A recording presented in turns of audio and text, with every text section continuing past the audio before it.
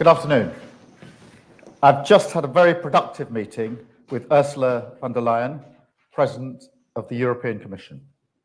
First, we took part in a call with fellow G7 members, where we all condemned Iran's abhorrent attack on Israel last night. We agreed on the importance of Israel's security and right to defend itself in the face of this unacceptable aggression.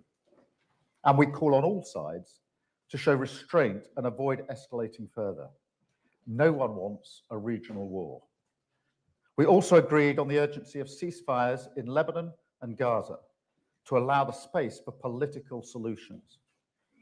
And last night's events have highlighted more than ever that at a time of escalating conflict, including Russia's ongoing invasion in Ukraine, it is vitally important that we ensure we work ever more closely with our partners and allies in the pursuit of peace and security.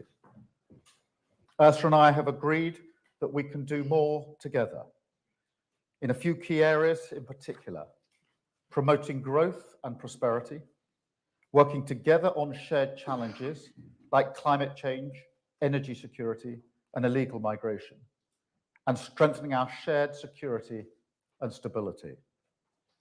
So we're putting our relationship with Europe on a more solid, stable footing.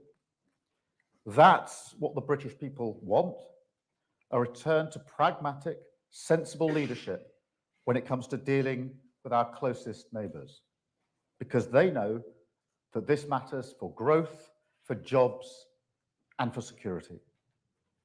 The detailed work to take this forward starts now.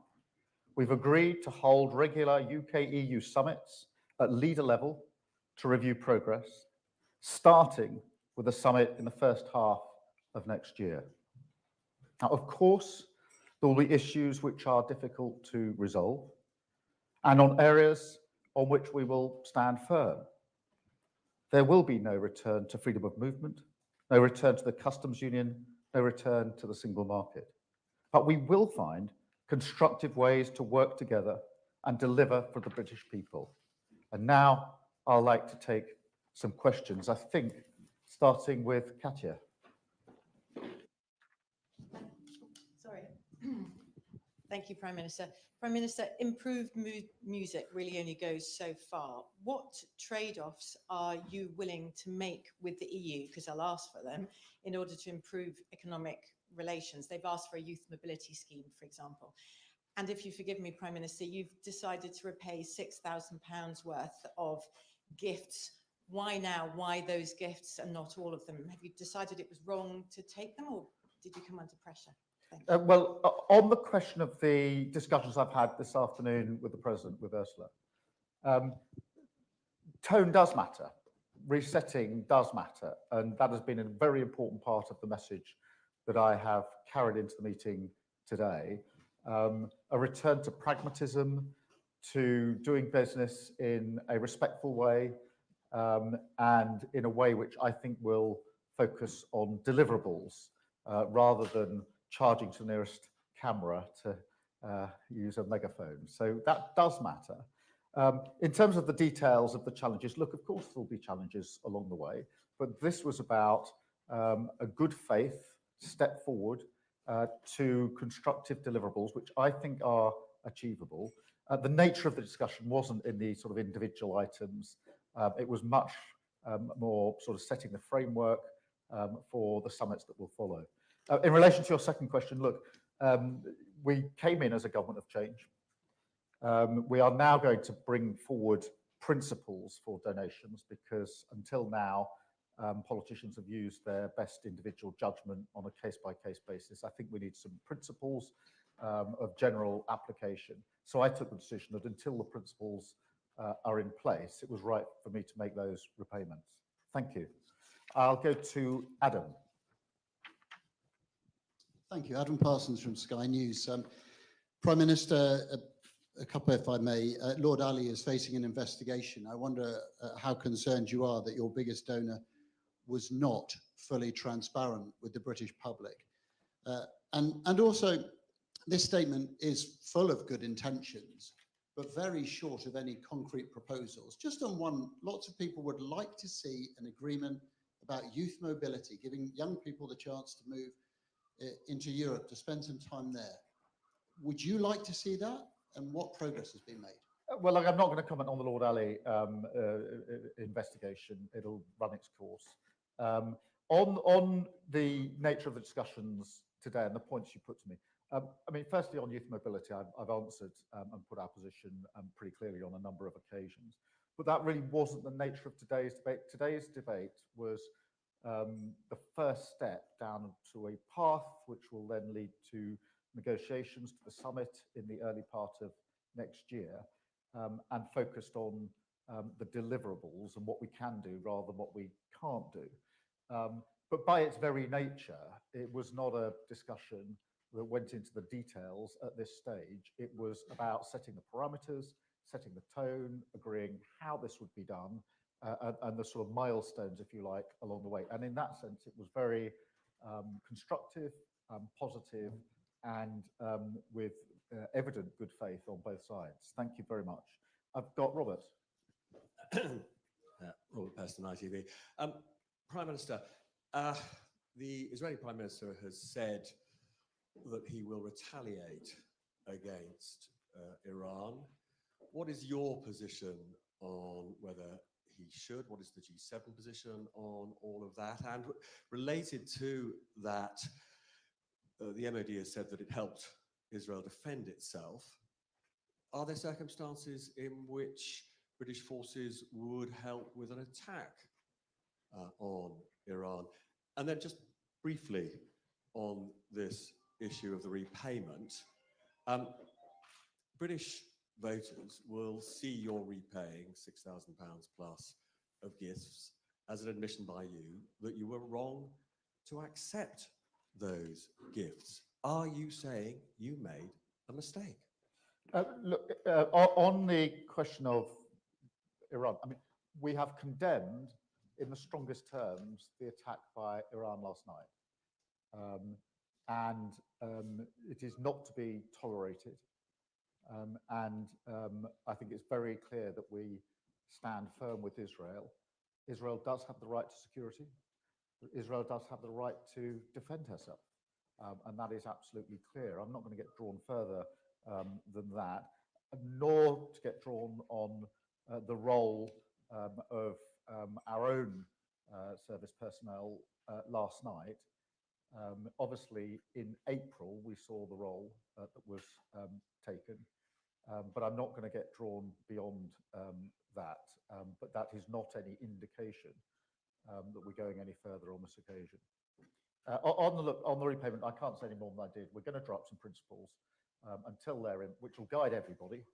Until they're in place, I thought it was right to repay these particular payments. That's the long and the short of it. Thank you. Olivia.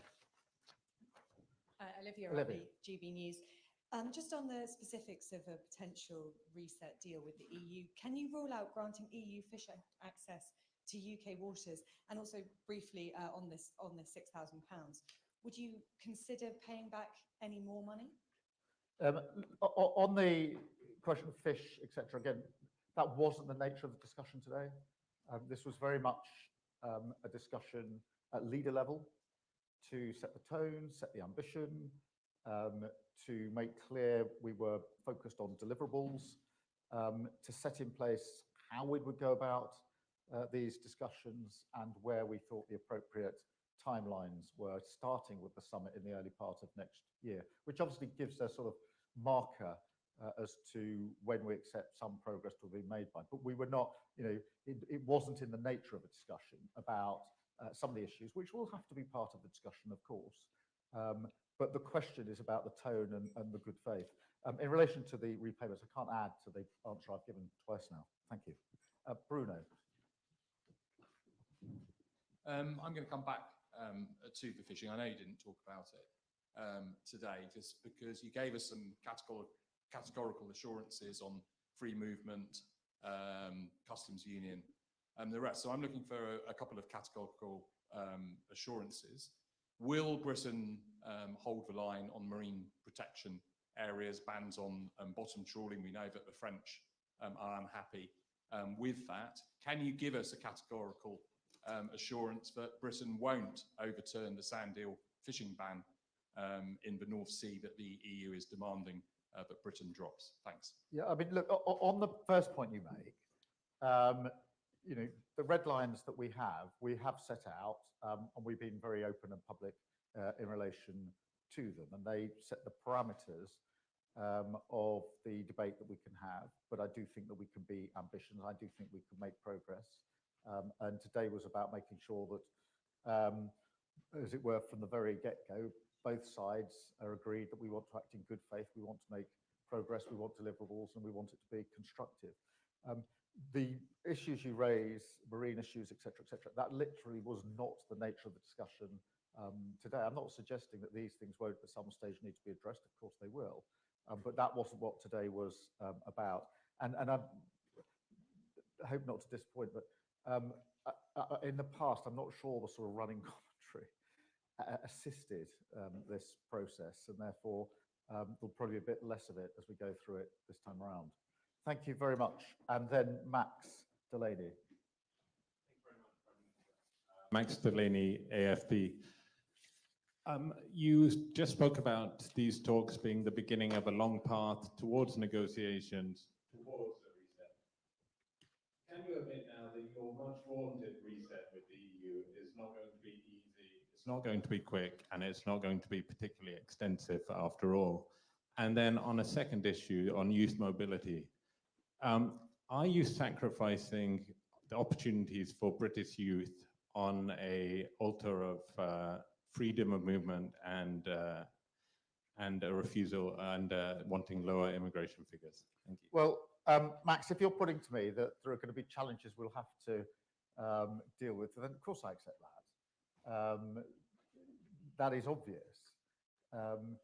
But I think when acknowledging there are going to be challenges is a good thing up front. A lot of it is to do with the tone and the intent and the good faith. And in a sense, today was as much about turning the page on the old way of doing these negotiations and starting a different way of doing it, a much more constructive way of doing it. Doesn't mean the challenges aren't there. It doesn't mean it's going to be easy. On the timing, look, we are putting in place milestones in order to make sure that we make progress, and therefore, you know, we will hope to keep to those timetables, and that means we'll be heading for this summit in the early part of next year. On youth mobility, look, again, I have made it clear what our position is, and in particular that free movement is a red line.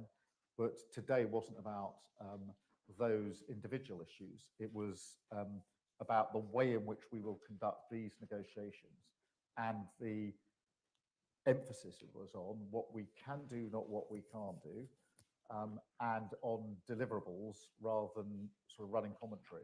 Thank you very much for being here. Thank you for your questions.